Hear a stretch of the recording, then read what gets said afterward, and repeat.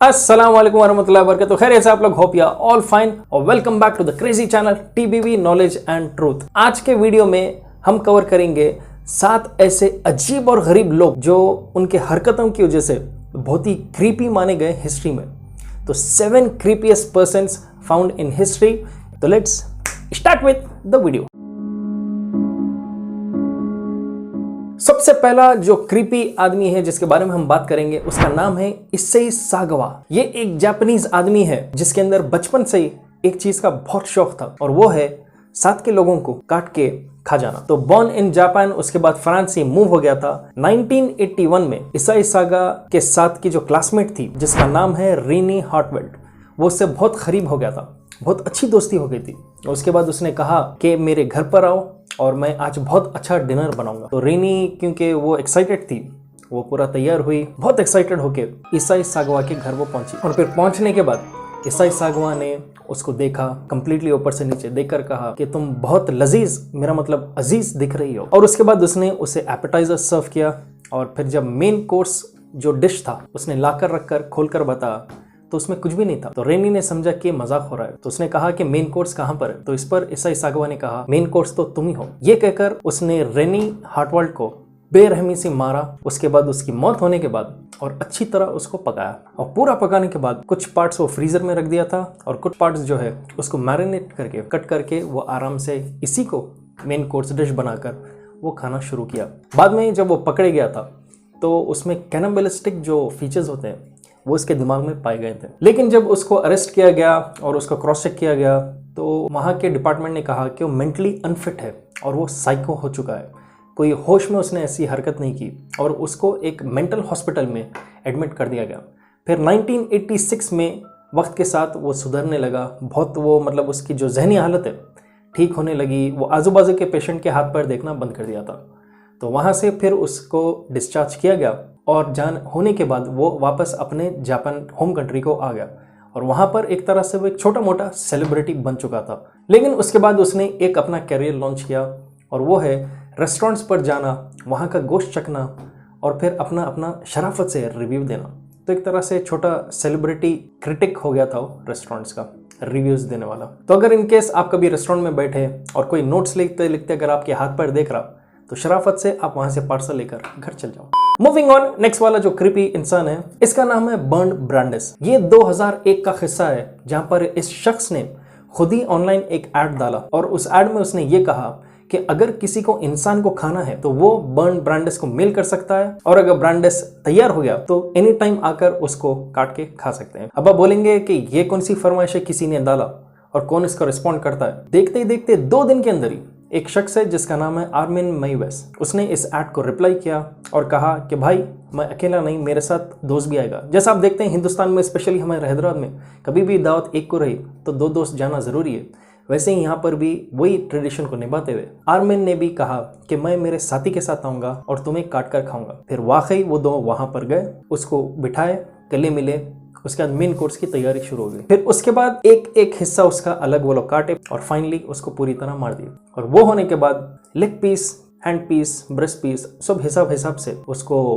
Categorise करके उसको पकाए और दोनों दोस्त मिलकर पूरी तरह देतड़ी करते रहे। जब मैवेस को अरेस्ट किया गया तो उसको पूछा गया कि तुमने ऐसा क्यों किया, तो वो कहा कि मुझे शौक है ऐसी चीज़ों का। मैं तो इस वीडियो में 7 ऐसे अजीब मिस्टीरियस लोगों के बारे में डिस्कस कर रहा हूँ और भी बहुत ऐसे दुनिया में होते हैं। फॉर एग्जाम्पल आपके अपने खुद के रिश्तेदार जो बात करें कि आपके घर पे आ जाते हैं, आपके रिजल्ट के बारे में पूछकर आपके वालिद वालिदा को इतना गुस्से में लाते हैं कि उनके जाने के बाद आपके साथ WWF खेलना शुरू कर देते। तो ये मिस्टीरियस ऐसे लोगों को अवॉइड करने के लिए आप खुद इंचार्ज बनिए अपने करियर का। जी हाँ, मैं बात कर रहा हूँ सनस्टोन एजुवर्सिटी के बारे में। बिना आपके पेरेंट्स पे डिपेंड करे आप खुद अपने करियर के इंचार्ज बन सकते हैं। और वो कैसे?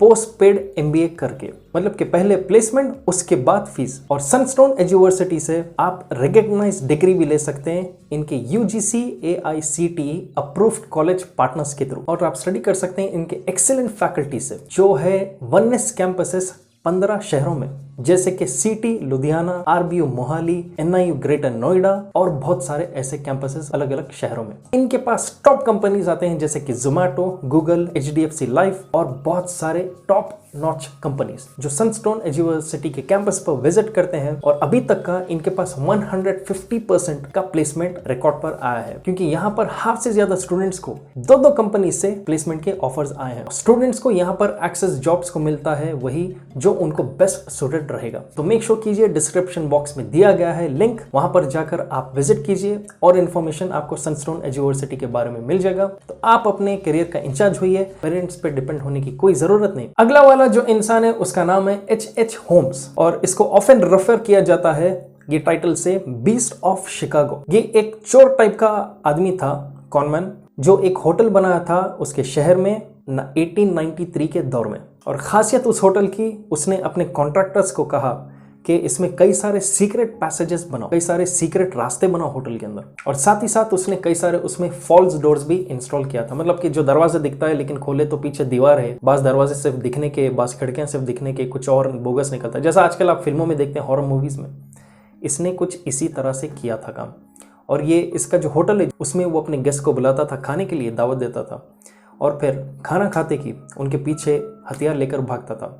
और गेस्ट्स जिनको रास्ते पता नहीं है वो ऐसे किस्म के रास्तों में से, टनल्स में से, सीक्रेट पैसेजेस में से निकलते थे। बास के दरवाजे खुलते थे, बास के नहीं, और पीछे से वो हंसते खेलते आता था क्योंकि उसको पूरे रास्ते पता थे। और वो आकर सबको एक के बाद एक मारना शुरू करता था। तो जिनको एक बेनामी दावत रिसेंटली आई, आइए हमारे पास खाइए, आप पहले अपने घर वालों से मिलो, उसके बाद वैसे ही दावत अटेंड करो।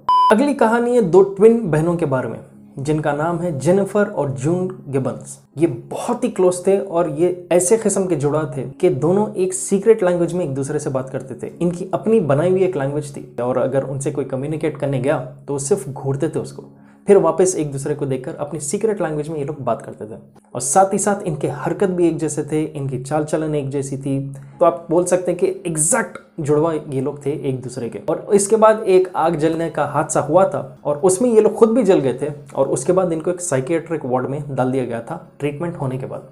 वहां पर डॉक्टर ने एक से पूछा कि तुम लोग आखिर बात कब करोगे दुनिया से, ये क्या चल रहा तुम लोग के बीच में, क्यों इतना तुम लोग नाराज है हर एक से। तो उसमें जब पहली बार एक बहन ने उससे बात किया और कहा कि इन दो में से किसी एक की मौत होना जरूरी है ताकि दूसरी वाली नॉर्मल रहे। तो जब जून गिबन्स ने बात कहा तो जेनिफर उसके तुरंत कुछ दिन के बाद मौत हो गई। जैसे जेनिफर गिबन्स की मौत हुई, जून गिबन्स एकदम नॉर्मल हो गई और वो नॉर्मल लोगों में घूमना फिरना शुरू कर दी। तो पता नहीं है क्या अजीब ये लोगों की मेंटालिटी थी या क्या इनके ऊपर चढ़ावा था, लेकिन हर जुड़वा ऐसा नहीं होता, बस जुड़वा एक दूसरे को खुद ब खुद मार देते हैं। नेक्स्ट जो वियर्ड आदमी है उसका नाम है डोरंगल वार्गस और ये तकरीबन 10 लोगों को इसने हत्या कर दिया था। यह है वेनेजुएला का। तो जब इसको अरेस्ट कर दिया गया और देखा गया कि क्या मोटिव था इसका उन लोगों को मारने में, क्योंकि उनके लाश कभी मिली नहीं थी, तो उसने कहा मुझे इंसानों को मार के उनको खाने में बहुत मजा आता है। तो डिटेक्टिव्स जो है वो इन्वेस्टिगेट करने लगे कि किस किस्म के इंसानों को ये पकड़ रहा था।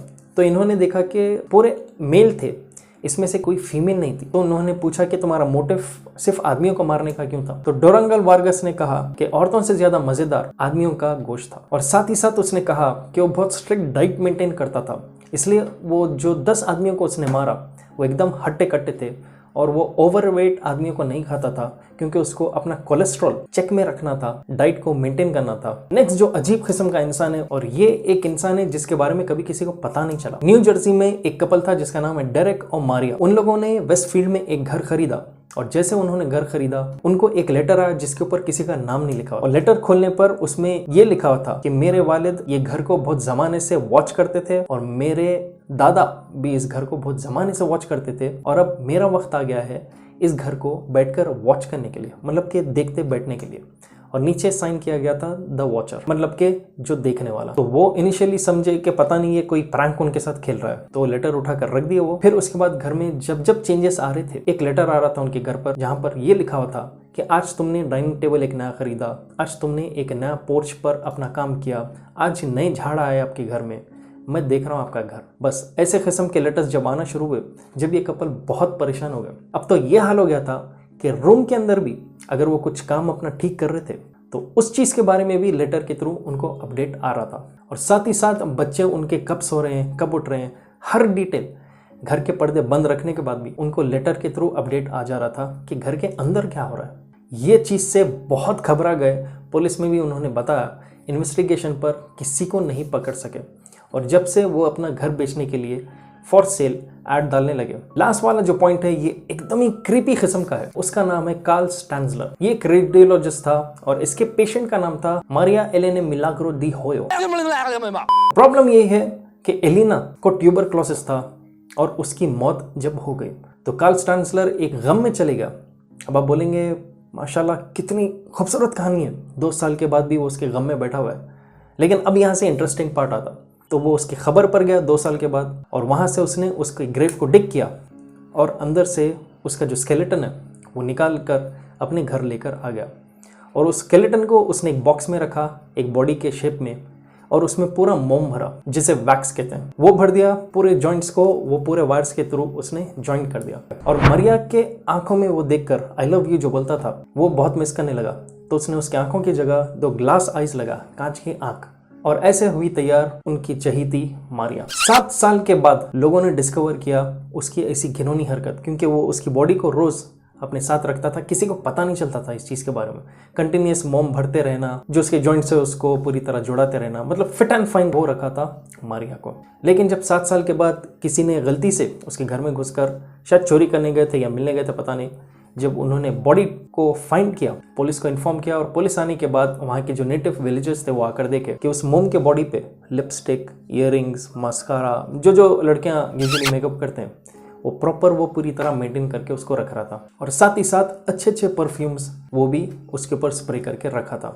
उसको फौरी अरेस्ट कर दिया गया और उनकी महबूबा को वापस मोम हटाकर दफनाया गया। तो जिस दिन भी अगर आपको आपके बेगम कहेंगे कि आप मुझे उतना नहीं चाहते तो उनको आप ये बिंदास कहानी सुनाओ। तो ये थे कुछ अजीब और गरीब किस्म के लोग जिनके बारे में हिस्ट्री में लिखा गया है। तो अगर आप नए हमारे चैनल पे, please make sure to subscribe, share कीजिए इस वीडियो को जितना हो सके, क्योंकि नॉलेज जो है उसको शेयर करना इज इक्वल टू केयर करना। और आप भी कमेंट कीजिए कि आपको अगला वीडियो किस चीज पर, कौन से कॉन्स्पिरेसी या किस मिस्ट्री पर देखना है, कमेंट कीजिए।